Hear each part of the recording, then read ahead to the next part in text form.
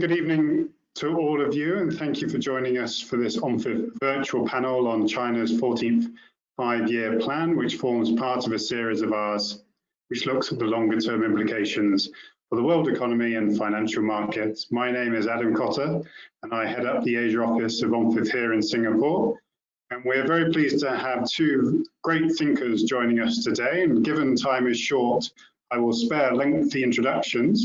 But we today have joining us Professor Yongding Yu, or Yu Yongding, who is Senior Fellow of the Institute of World Economics and Politics at the Chinese Academy of Social Sciences in Beijing, and Professor Bert Hofman, Director of the East Asian Institute at the National University of Singapore. Good afternoon, Professor Yu, and good afternoon, Professor Hofman. Good to be here. Now, to manage and have the best flow of the conversation, we'll begin with a short discussion between myself and the speakers. We anticipate this taking 30 minutes altogether, and we'll then use the remaining 30 minutes for Q&A with our attendees. During the Q&A, we very much welcome participant interaction. So do feel free to ask questions via email to angelia.lee@onfif.org or through the chat function. And the chat function can be found in the top right-hand corner of the window for the GoTo software. When asking a question, please do introduce yourself. We also kindly ask that all participants place themselves on mute when not speaking to reduce disruption. We also kindly ask that all participants this is a good time actually, to remind you that this will be an on-the-record conversation, and you can also subscribe to receive our updates by going to onfif.org/subscribe.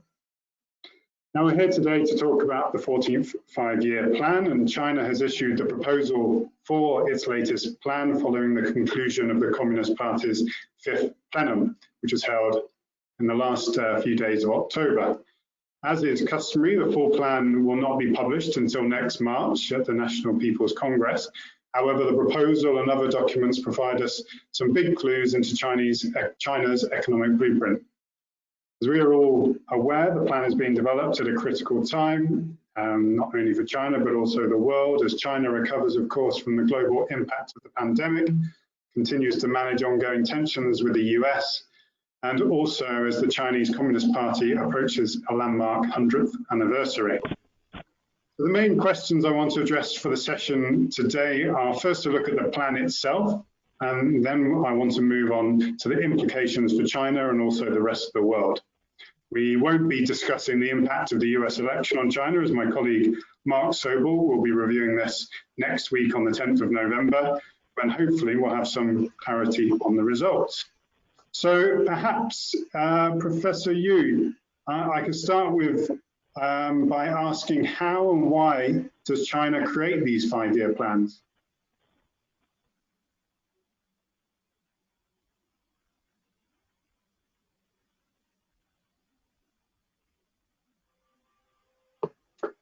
Professor Yu, you may be on mute. I'm not sure. Actually, I have another position, that is a member of Advisory Committee of National Planning and NDRC. So I have been involved in this kind of planning for maybe 15 years or 20 years. I don't remember. Anyway, I think a five-year plan is very important for China, for Chinese economy. There is a department under NDRC which is in charge of drawing five-year plan for every 5 years. And so actually this five-year plan has been prepared quite a long time ago. I think at least 2 years ago. Actually early this year I participated in discussion of this draft, which is more or less the same as the guidance. Actually, we just read from newspaper, and so there's a department under NDRC in charge of showing this five-year plan. Then I think there are at least three important procedures. First one, I think the Central Committee of Communist Party will give guidance to this department, and so that this department will have some rough idea about the intention of the party leadership. This is the first important link. The second one is they have to consult with all members of major departments of the government, 20 or 30 different departments. So they have to discuss relevant issues. Each department will raise their wishes, their demand, their vision, so on and so forth. So this department and the NDRC will combine all those suggestions. Then they will draw a rough plan, very rough. Then they will invite the advisory committee of this national planning to have some discussion. And so three important links: party guidance, consultation among different government departments, and consultation with the society represented by the advisory committee of national planning. This is a rough idea, rough procedure. I think that's important for China because Chinese economy is still, even though not a planned economy, but sort of coordination is very important. Otherwise, it's difficult to coordinate different economic activities, to coordinate the activities of different government departments and governments at different levels. But I want to emphasize that the plan is not mandatory, it's indicative. It's a sort of a wish the government express. So I don't think the plan would be stuck very strictly during the next 5 years. There are some changes, and sometimes people will forget the targets at all. They will not remember. Anyway, they will try to use this national planning to coordinate economic activities. I think this is the basic situation. Well, thank you for that, Professor Yu. And I think given the current situation, some level of room for manoeuvre is quite important, and it's quite clear that the authorities aren't keen on setting an economic growth target at this point in time. Bert, over to you. I wanted to get your thoughts on whether you thought this edition of the plan was special in any way, and whether there are some main takeaways from it that we should be sharing with our listeners. Yeah, thanks. And also for full disclosure, when I was still the director of the World Bank, we also gave input into this plan. The NDRC is remarkably consultative. They also reach out to international partners to hear their views. And as you, Yongding, said, look, yeah, the plan may be nothing, and the day after it gets published, it might be out of date, but planning is everything. And I do have a lot of appreciation for the planning, and there are some indicative targets, but there are also mandatory targets as policy is concerned. One of the big ones for next year was on poverty reduction, for instance, that came into the plan last time, and that is an important target. Look, for this, and of course, we haven't seen the plan yet. We haven't even seen the guidance yet. We've only have, if you want, the press release of the fifth plan. But from that, you can already read quite a bit of what will be in the final product, and also because Xi Jinping, who has taken a keen interest in developing the plan, has given a number of speeches in the run-up to this fifth plenum. So I think we have a pretty good hold. The emphasis is, and this is a special plan. I mean, it's always a bit special, the plan, but this is a very special plan because this is the time, whereas, as China said, this of change is not seen in a century. It's a line that comes up also in the communique, and with big strategic opportunities for China at a time when the world economy is still recovering from COVID, and China is still recovering from COVID, and there is strategic competition with the US. So I don't think anybody in China will see that change, irrespective of who becomes president. That strategic competition will will remain. The question is to what extent and with what means that competition is going to take place. In that context, this plan is therefore basically is saying, look, we have to rely more on ourselves. And the big term for that is the dual circulation. And with emphasis on the domestic circulation, not forgetting the external circulation that has been a big part of China's development and reform and opening up, but domestic circulation is key. And if what that means concretely is, well, as far as we can read in the speeches and also in the communique, one, it is focusing more on shoring up domestic supply chains. Two, focusing more on domestic demand rather than external demand. And three, focus more on indigenous innovation, i.e. China-made innovation rather than importing technology. A big plank of the plan is undoubtedly going to focus around that dual circulation. There's a de-emphasis on growth, I would say, and that is maybe the dog that didn't bark, and therefore it is interesting. There's no discussion of a target of growth. There might still be a target of growth in the final plan, but for now that is not mentioned. And what is emphasized is the quality of growth, and innovation and productivity is emphasized rather than any level of growth. Of the indigenous innovation, I have to mention that I also see a clear emphasis on science and technology, i.e. a major breakthroughs in technology in China. That's what the planners, but also Xi Jinping foresee in the coming 5 years, but especially in the 15 years that are the first phase of the new era, for those that don't know that yet. Third, the reform and opening up is not gone, but it has a very different flavor. First, I think that the whole communique reads more statist than before. So yes, there is still the decisive role of the market in factor allocation, but very much within the guidance of the state and very much within, if you want, the overall plan of the dual circulation that I mentioned. And then there is a mentioning of green development, and of course, just before the fifth plenum, Xi Jinping gave a speech at the United Nations, committing to quite a stringent target, i.e. net zero carbon by 2060, and that is a real stretch for China.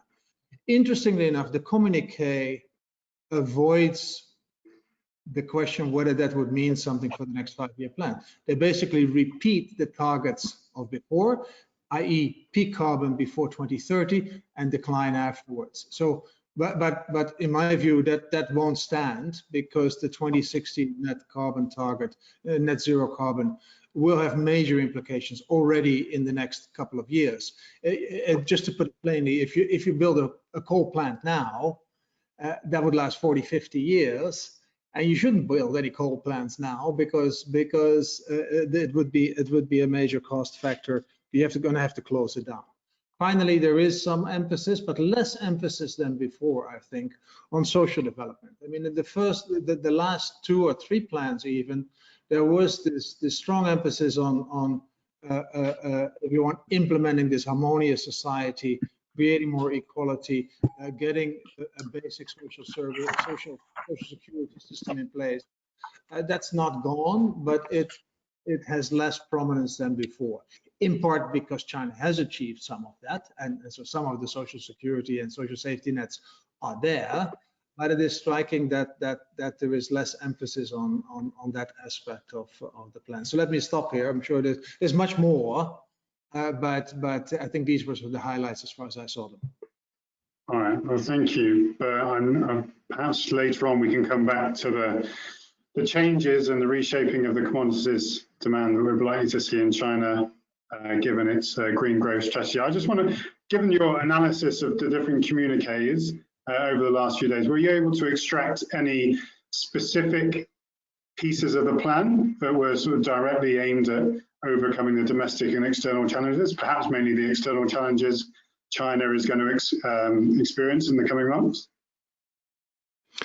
Well, I said it's basically under this broad pattern of dual circulation. That's where you find most of it, and that is then indigenous innovation and the domestic demand that I find is they're all sort of more targets. There's not, the plan is not yet at this level. Is not yet sort of, here's how we're going to do it. This is more, what do we want to do? So it's more like objectives to deal with this complex external environment, rather than here's how we're exactly going to do it. But of course, you can read those tea leaves and say, well, look, if that's what's going to happen, that means that probably consumption is going to be a bigger driver of growth. There might be indeed more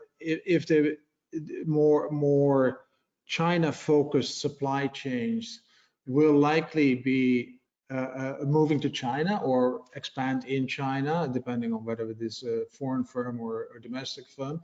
So you can sort of draw the lines from there. I'm sure Yu Yongding has been in discussions where those lines are already being drawn, and maybe he can share some of that with us. Yeah, Professor Yu, perhaps we could go back to you on that point, and then also whether the implementation of this dual circulation strategy is some sort of retreat from China's opening up. Actually, I want to de-emphasize the difference of this plan from plans in previous years.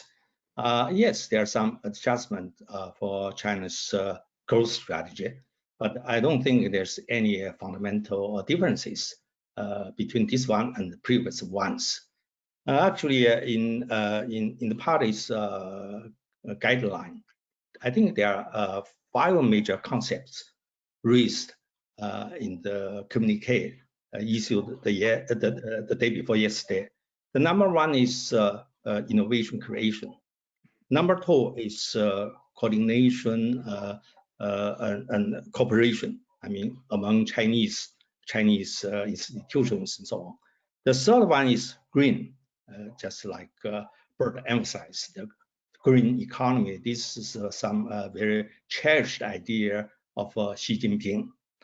Fourth is openness. China will continue to open its economy, and Chinese economy may become even more open in certain sense.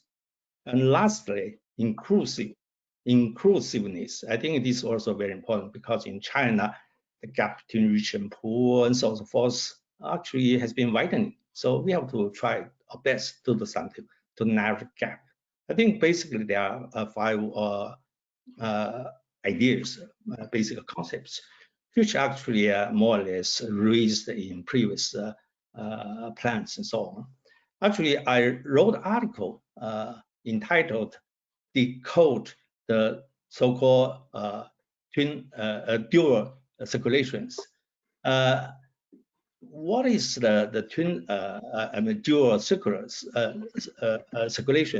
I think the so-called international circulation is a concept of development strategy, a so-called export-led growth strategy, which actually was implemented in China since later 1970s. And there are some Chinese features with this export-led growth strategy. That is processing trade. Chinese emphasize importance of processing trade since early 1980s.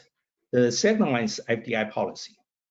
So with the development of processing trade and attracting FDI, China was able to run current account surplus and capital account surplus and solve the problem of lack of foreign exchanges. With the huge foreign exchanges, China was supposed to be able to buy more advanced technology to introduce new advantages, so that there's some sort of a virtuous circulars, so that China's economy can grow. I think this strategy is very, very successful. But this is strategy for small economy. So after 4 decades, Chinese economy has become so big. So that kind of strategy will not work. So the Chinese government has to change its strategy, more or less. Actually, change has happened at least since 2005. In 11th five-year plan, it was said that in the future, China should rely on more domestic demand, more on consumption rather than export and investment. This is more than 10 years ago, 15 years ago. So China is in the process of adjusting its growth strategy, but the pace is quite slow. Until recently, I think the government has, because government realized the importance of speed up this adjustment. So the so-called dual circulation is aimed to warn the people, Chinese people, to warn them the importance, the urgency of making this adjustment. So I think the adjustment will speed up, but I don't think there will be any fundamental changes between this strategy and the previous strategy. China actually will, in my view, will become even more open, because with open economy, then you can overcome lots of shortcomings of this export-led strategy. I think that's important. If I have time, then I can explain why it's important for China to open further. Otherwise, China will not be able to be successful in adjust its growth strategy. Let me stop here. Thank you, Yongding. Yeah, no, perhaps we can go further into that. I know one of the things that concerns you is China's ever-increasing foreign exchange reserves as well. And perhaps that goes some way to explaining your points just then. But obviously, it's run huge investment income deficits for more than a decade. And I think you pointed to the fact that this therefore suggests there's something seriously wrong with China's intertemporal and cross-border allocation of resources. Right. Yes, I think that's very important. Now China has owned 2 trillion, more than 2 trillion US dollar foreign assets, net foreign assets, but China is still running investment income deficit. That's something China has to worry about in longer run. Now, going back to the decoupling, which I don't think we can avoid really now. I mean, US-China decoupling is increasingly not only in the areas of trade, but finance and tech. And in a week where Chinese tech has had the headlines for a number of reasons, it's not surprising that innovation was also at the heart of the CCP discussions. It seems that just whatever the result of the US election is going to be, there's going to be no withdrawal of the US ramping up its efforts to stymie China's technological ambitions.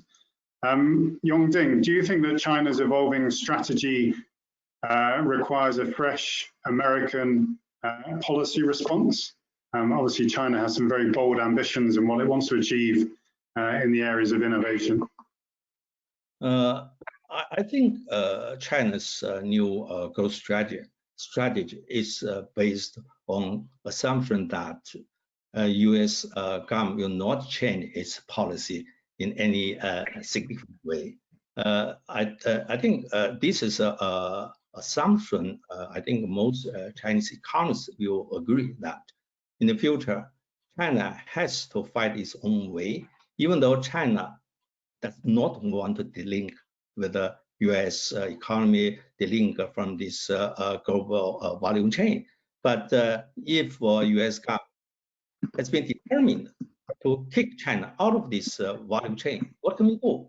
So we have to prepare for the worst, but we are trying to get a better result. So just like Huawei and many other big Chinese corporates, Chinese government actually are prepared 2 lines. First line, we try our best to mend the fence with the United States. China is willing to give to make a good concession so that the Sino-American relationship can be kept basically intact, but it's not very likely. So we prepare. If really, for example, US government will stop provide China with some more advanced chips, but China still want to develop its say G5 or so on and so forth, then we have to rely on ourselves. Of course, this is a very difficult for China because we know China is lag behind from United States, many other countries in many areas, but China has to prepare for the worst. I think this is the basic idea, attitude. Thank you, Yongding. And Bert, I mean, going back to the plan briefly, it'd be great what you think the main implications of this edition, the 14th edition, of course, is going to be for the rest of the world. Well, look, on the positive side, and look, I side with you, Yongding, that in his last statement, that really what we've seen in the communique is really a risk management strategy. Still happy to open up, but we put more emphasis on dual on the domestic circulation. That's basically what it says. And it would be naive for China to say, oh, we're just going to continue to open up. The world has changed. The world has, and not just the US. In the post-COVID world, a lot of sentiment vis-a-vis China has changed. The relationship with the EU has changed. So even if China is still very happy to open up and welcome foreign investors in technology, I think the world has changed. So that's one fact.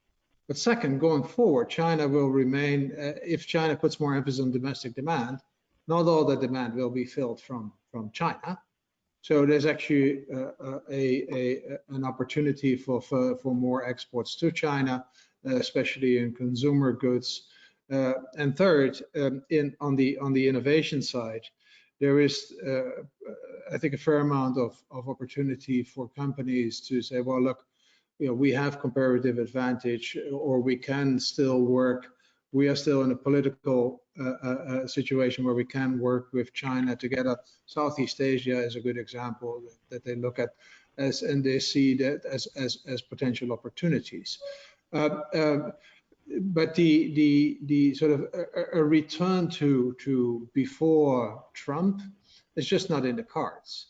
So the world going forward is different. China is different. If you look at China, China 15 years ago had 10 years ago had 50% of GDP in manufacturing trade. Now it's 30% of GDP.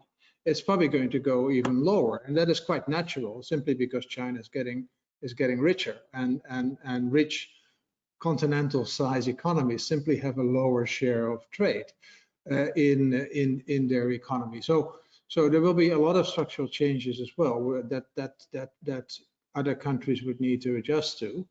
The big flip factor is, will there be something of rather than an outright tech war and trade war, will there be a situation of managed competition in which the playing field gets leveled and everybody can compete? That's where China needs to make quite a few concessions, but then also the US and others can respond to that.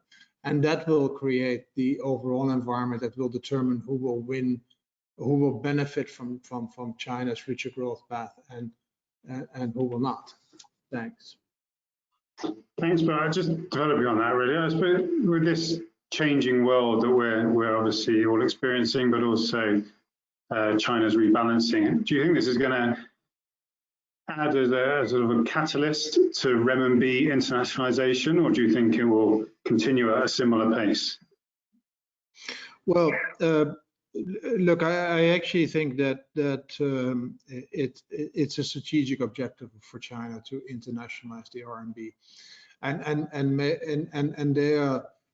the RMB-based international payment system is probably the most important plank. But second, what has already happened, a much further opening up of the capital markets for international investors, which is an absolute necessity for further internationalization of the RMB. If you have an RMB and you can only put it in deposits in Hong Kong, to put it simply, that's not going to internationalize the RMB. But if you can invest in the second largest treasury market in the world, that seems to have become a fairly stable market compared to the past. That's maybe more attractive. Similarly in the stock market. So I think that's where China is building. The digital RMB is one of the wild cards. It could be something very, very small, a minor competitor to Alipay, or it could be a revolution in international payment. And I haven't figured out. I hope somebody online has figured it out, because I haven't figured out which of the two it is. But I think the trend is towards an internationalization of the RMB. The Belt and Road Initiative does also help there, even though it's still largely dollar-based, but it can become much more RMB-based. So a number of elements fall into place where you'd see an increased role of the RMB in international payment. Thanks. Thank you, Bert. Well, I'm sure there may be some questions on Chinese capital markets from our attendees, but I'll just take a break here to see if there are any questions. Feel free to shout out your name and pose the question. I don't believe we have any via email yet. Is that correct, Angela?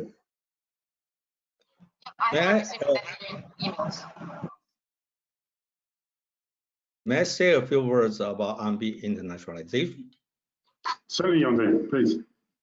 Okay, perhaps you know my position. I've been holding this position for a long time. I'm still holding this position.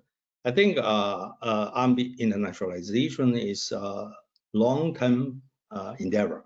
And I don't think in short run there will be any major headway for RMB internationalization unless US is going to do something very stupid. I don't think by China's own initiative, China can make a tremendous headway. Before China has completed its sort of reforms, deepening the reforms, liberalize fully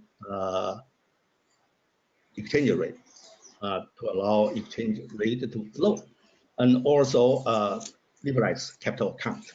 Without these preconditions, it's not important for RMB to get any important headway. This is my view. But at this stage, fully liberalization of capital account is premature. We cannot do that yet. We can go in this direction slowly, gradually, but we just cannot dismantle control management of cross-border capital flows. I think this is very important. So this is why it's not very likely RMB internationalization will get big headway, whatever we are talking, whatever we are wishing. And also, I don't think digital currency is a big deal in China. Actually, People's Bank of China is very cautious. They introduced this in a very slow pace, and they emphasize there's no intention to replace Alipay, WeChat Pay, so on and so forth. And RMB digital currency is trying to supplement the role of M0, just M0. So this is also a long-term process, and we are not going to see some dramatic changes. Okay. Thank you, Yongding. Let's see if there's any questions from our attendees.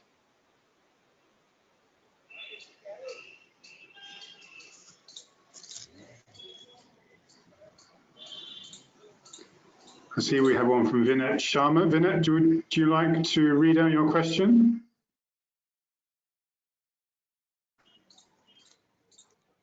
Hello? Hello, Vinay? Yeah. Yeah, hello? Hello? We can hear you. We can hear you. Yeah, so I wanted to ask regarding, Belt and Road Initiative, So what will be the impact on it, on the region, on the infrastructure, on the debt burden on the various countries, because they are already going through this, some kind of economic crisis, because of it. And some of these countries really are finding it difficult to raise capital, So will that be a good thing, or will that be some kind of, hindrance as far as, they are coming out of this financial crisis is concerned, because the Belt and Road is going to be a big thing, as far as I mean, the global plans of China are concerned, within both within the Asia and both even in Europe and across Atlantic also. Yeah, thank you, Vinay. Perhaps Bert, given your experience in this field, it'd be good to get your thoughts on that. But really, yeah, the impact of the Belt and Road Initiative on ongoing and new investments in some of those countries that are obviously struggling with the impact of the current situation. Right. So if you combine the two, you would say that, look, maybe the Belt and Road Initiative will slow down a little bit. A, because China needs more financing at home, as they are using now, and B, a number of countries that have been hosts to investments of the Belt and Road are now facing some financial problems, and that needs to be resolved. In the medium term, I don't think it's off the agenda. And to some extent, it's perfectly sensible. There is a lot of needs in the Asian sphere for investment in Africa on infrastructure, and China brings together a number of capabilities that can deliver on that infrastructure demand. At the same time, I do think the COVID experience, or the post-COVID world, and the initiative of the G20 for debt relief is a time where China will have to reconsider how it finances, the transparency of financing going forward. Because I think there will be, if that doesn't change, there will be fewer takers down the road. It's not to say that there's much of an alternative, but at the moment, I think people are a bit more reluctant to that. Having said that, I have to note that China has always been, and also now, has been very flexible in adjusting financial terms on projects if things run into trouble. So that's what they've done domestically, and that's what they have done internationally as well. Thanks. Thank you, Bert. And Yongding, would you like to add anything to that? I agree with Bert. I think that is the situation. But as economist, I am more worried about the possibility of China itself is falling into certain debt trap. Not China is trapping other countries into this debt trap. So I think China has to go slower. Thank you. We have one more question here from Henry Chan. Henry, would you like to read out your question?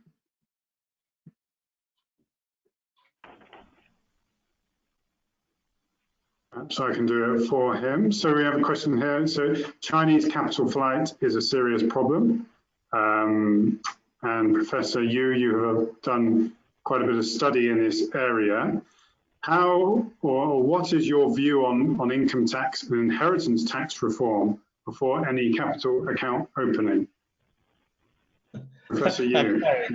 I'm not in this area, but I think China need to reform its tax system, because China is changing a lot, and especially I'm arguing for increase income tax, make it more progressive, and also China should introduce, say, property tax. That's very important. But many Chinese are reluctant. So this is an issue still debating within China very bitterly.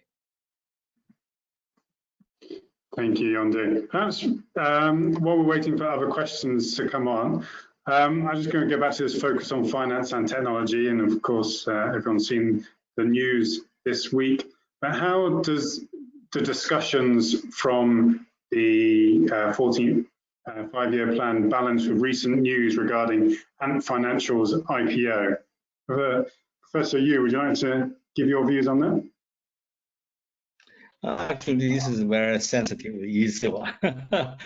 Yeah, I mean, perhaps you are talking about Jack Ma, right? Is that right? He's one of the people involved, yes. Yeah. I think some criticism on Ma is not very fair, because they have done a lot, because his enterprise is very creative, and there's some new issues we need to study carefully. But we should not throw the baby together with the bath water together. I think that's wrong. So China now is discussing this issue, and because it's too sensitive, and also I need to study this issue more carefully. So before that, I will not make too many comments.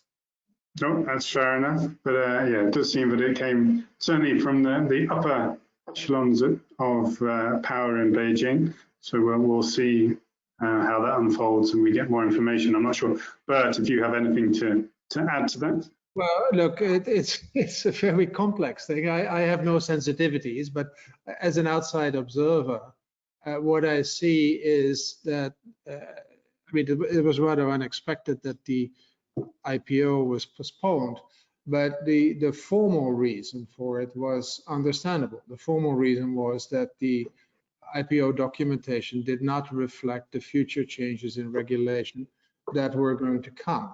And that's unfortunate. And of course, Alibaba has been trying to fight those regulations because they undermine, they weaken, not undermine, but they make their business model a bit less persuasive. Let me put it like this. And so that's, I believe, where Jack Ma's speech came from, where he criticized the regulators. And there is this tension between regulation and innovation, and clearly Alibaba and others, and Tencent and others, they were on the good side of it, and in the past, and the consequences that we have seen lots of fintech innovations coming from China that a lot of countries are now copying. Now it seems to be that maybe the tide has turned a little bit, look, I would need to see. I haven't seen those draft regulations. I've only read about them to the extent that it's reflected in the discussion. But that's something that the regulator would have to look at, whether they're perhaps too tight. If they make an IPO of and almost impossible, that would be very damaging for China. So I don't think that they should go that far. But as I said, it's an ongoing debate, and I think that the formal reason was Alibaba's IPO documentation and financial documentation did not sufficiently reflect the possible impact of this type of regulation. Thank you. We have a number of questions flowing in. Sorry, Professor Yu. Excuse me, may I ask a question? I want to know what is the international reaction to this postponing IPO? I think that's a very important question for me. How large is the damage, this announcement of a postponing on China's credibility? Yeah, maybe Adam should also talk about it. But there's been, frankly, I find the reactions to be way too politicized. There is a much more technical reason for this, but the international comments are largely about, you know, the party stepping on ant, and of course you have a very nice cartoon with that. If you have and financial as a little ant, and then somebody can step on that. But so there's been a much more political reaction, as in this is being Jack Ma being disciplined. He's been, you know, too successful and too forward, and therefore it's the party striking back. Frankly, I find that the wrong interpretation, but I don't know the full story. Maybe Adam has a view on this as well.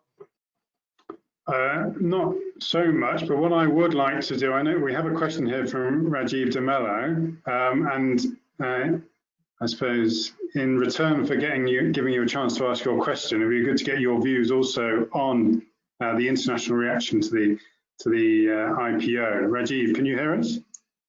Yes, Adam, can you hear me? Yes. Thank you. My comment on this IPO is that, apart from, I would put aside the political side, but in terms of the credibility of the capital markets, I think it was quite a major setback, because while there may be technical reasons and various reasons to postpone the IPO, it was done at such a late stage when so much money was already committed, and it is such a large IPO worldwide, that it does a disservice to the image that China wants to project the point that you mentioned about opening capital markets. So I think that it could have been either canceled a few weeks ago, or it could have been delayed. But the communication which was shared with us in the markets, I think did quite a substantial disservice in terms of the markets itself, not the political side. Okay, I think that's very useful for me. I will convey these views to China's monetary authority. Thank you. Well, thank you. You're welcome. That's just my opinion, Professor. Yeah. I wanted to ask both of you a question on a range of growth that maybe you'd venture for this 5-year plan. We didn't get a target, we might get one later. But what kind of acceptable range do you think that we should expect it to be in? Thank you. And I also want to follow up on the consumption side. How much of that can be consumption growth, especially when infrastructure is being launched a bit more these days? Thank you. Should I answer this question? Would you like to try that? Okay, I will try first. Okay, actually, I have been strongly disagree with the government's refusing to set a target for this year's economic growth, because for Chinese economy to have a target, even indicative, not mandatory, is very important. Otherwise, you cannot coordinate all all economic activities. This is my view. And before this COVID-19, I think China's potential growth rate is 6% something. And this year, perhaps China will be able to grow at a rate of 2 to 2.5% for this year. When everything is returned to normal, perhaps in next 5 years, 5% is possible. I strongly disagree with the view that China does not need to set any quantitative target. China should just pay attention to the quality of the growth. I think that is wrong. Without quantity, then there will be no quality. So anyway, you should set a target. So in my view, China should set target something at least 5% for next 5 years. And for this year, of course, because the COVID-19, and 2.5 is possible. And yes, as you mentioned, it's difficult for consumption to become a major driver for China's economic growth this year, because during the pandemic, a lot of people use their savings, so they have to replenish their saving first. Then perhaps they can spend more and so on. But they still have no firm idea about their income perspective in the future. So they cannot really spend very widely. People were talking about the consumption will rebound with the vengeances. I entirely disagree. And I think my view was borne out. Yes, the growth rate of consumption is not that strong. It's okay, but not that strong. So China has to rely on investment, rely on infrastructure investment. But this year, so far, the growth rate of fixed asset investment is still very low, just positive, from negative turn to positive. And growth rate on infrastructure is also slow. And at the same time, China is suffering from deflationary pressure.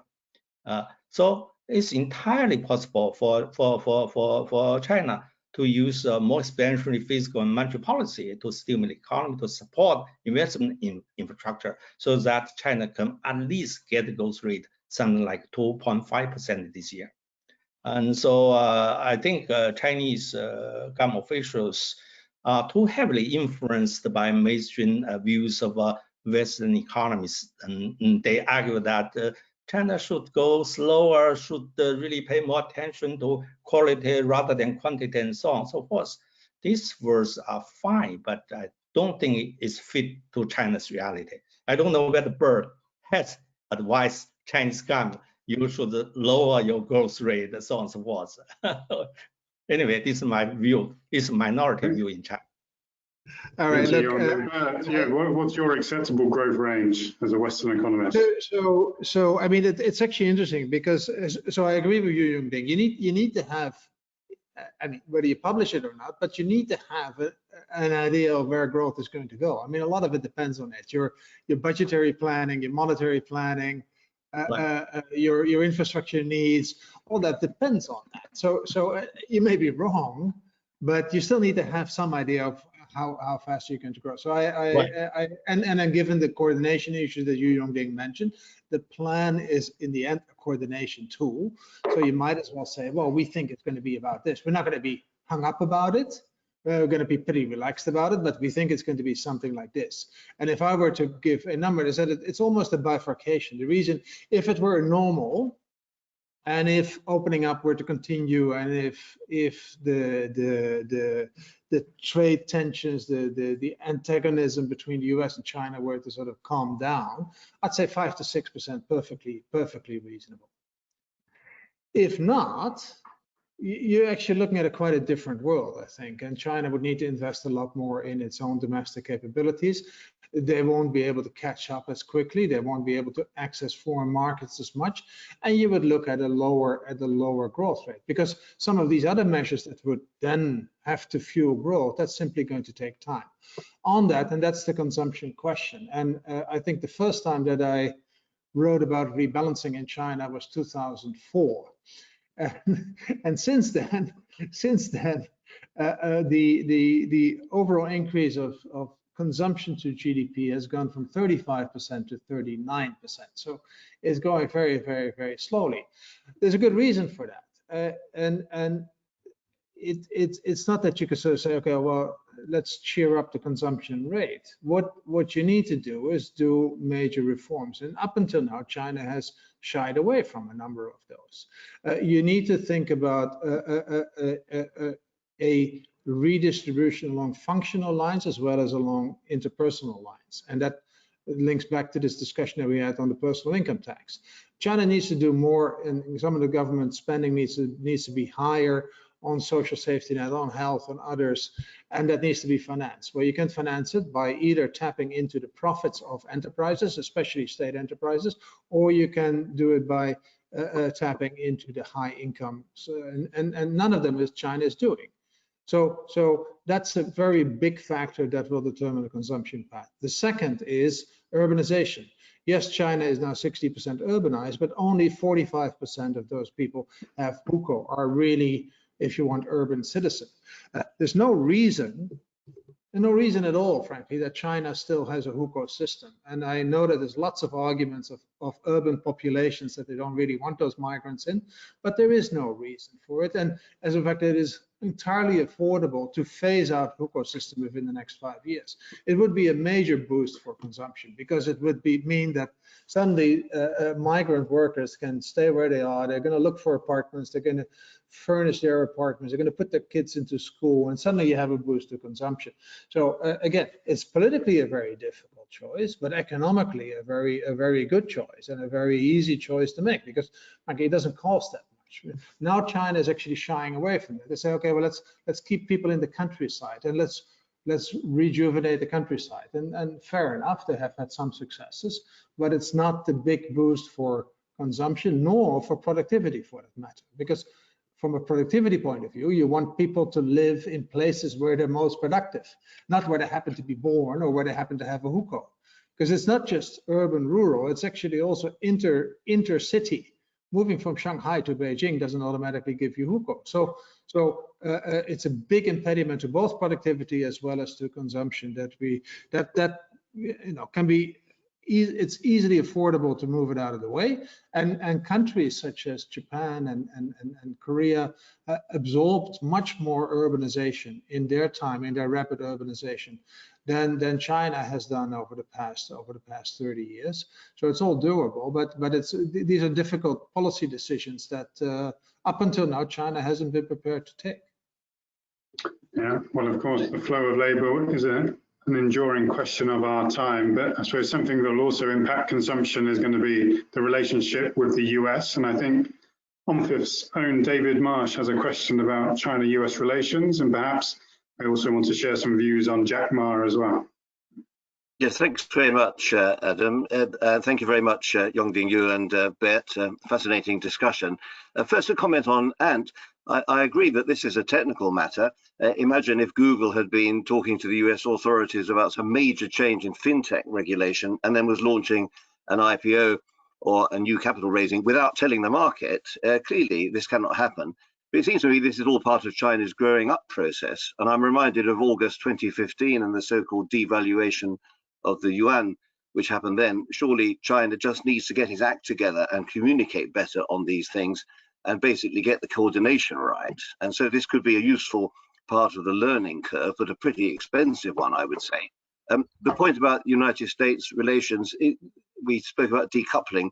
Is this all smoke and mirrors? Surely this is fiction in the case of the capital markets. Look at the United States companies all now being allowed to set up their own subsidiaries in Beijing or in Shanghai as part of the opening of the capital markets. Look at the way that China has increased its exports and has got a bigger surplus now to the United States. And look at the way China now raises money directly from United States investments on the bond market. Surely this idea of decoupling in the capital market area, not geopolitics, but in the financial area, surely this is actually fiction. There's a lot of coupling going on. Yongding, perhaps you may want to try that question first. I entirely agree with your analysis. I think that's the case. By the way, I want to emphasize one thing to follow Bert. I think urbanization should be a major driver for the next 5 years for China's economic growth. I entirely agree. And secondly, I want to make a small correction. I think last year, consumption accounted for 55% of GDP. I think this is quite a significant increase from previous years. Sorry, that's total consumption. I was talking household consumption. I corrected. Right. Household consumption is so total consumption, and yes, government has been the main driver of the increase in consumption, no question. Okay, right. Yes, I'm talking about the total consumption, 55% last year. Right. Okay. But perhaps, do you want to share your views on the capital market coupling that we're seeing?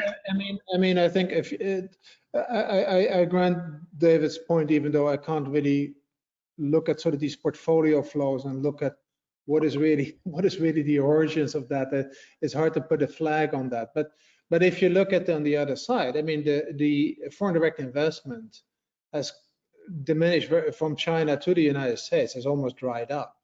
Most of the portfolio investment has almost dried up. And some of the capital export through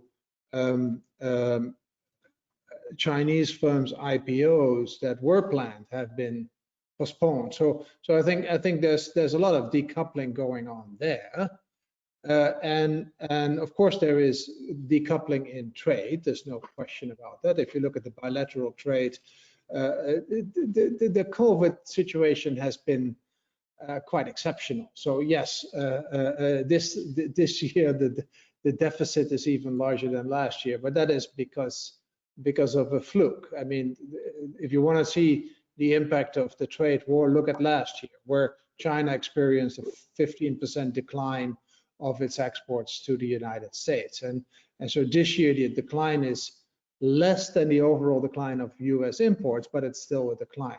And I think that's going to be a trend.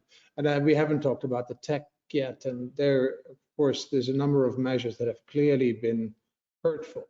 At the same time, indeed, there is U.S. companies that, even though they say they want to move, they're actually not moving, and they're staying in China, and they're making a lot of money. They're reinvesting a lot of the foreign direct investment of the U.S. in China, which has leveled off, which has declined far less than Chinese foreign direct investment in the U.S., is reinvested profit. So the U.S. companies in China are still doing fine, but of course the considerations are a little bit there. It's also risk management. What if what if tomorrow I can no longer access my own technology if I work in China? So I think there is some considerations there, but we haven't seen yet a full sort of the real impact of decoupling. We've seen companies adjusting within the framework, saying, well, we might go back to normal.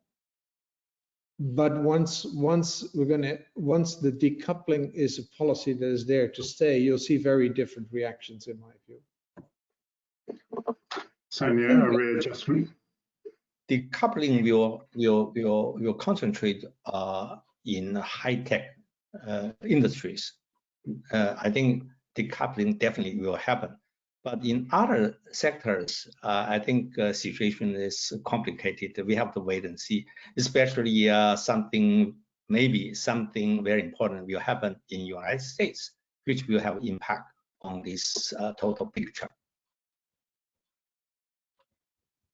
Yes, thank you, Professor Yu. I'm conscious of the time. We just started running over our allotment. I don't believe we have any more questions coming in from the attendees. So I think this brings the conversation to a nice natural close, but I'd like to personally thank Bert and Yongding for joining us this afternoon. Thank you, Bert and Yongding, and also thank you for our attendees for listening in and contributing with your questions. Of course, you can find out about the upcoming sessions we have on our website and subscribe at www.onfif.org/subscribe. And as I said at the beginning of the session, next week on the 10th of November, my colleague Mark Sobel will be having a conversation on the impact of the US election on China's growth as well. So from me in Singapore, I wish you all a safe day and look forward to you joining our future discussions. Thank you. Okay, bye-bye. Thank you, bye-bye. Bye-bye, thank you. Bye-bye. Bert, next time we have to talk with each other. Okay. Okay, bye-bye.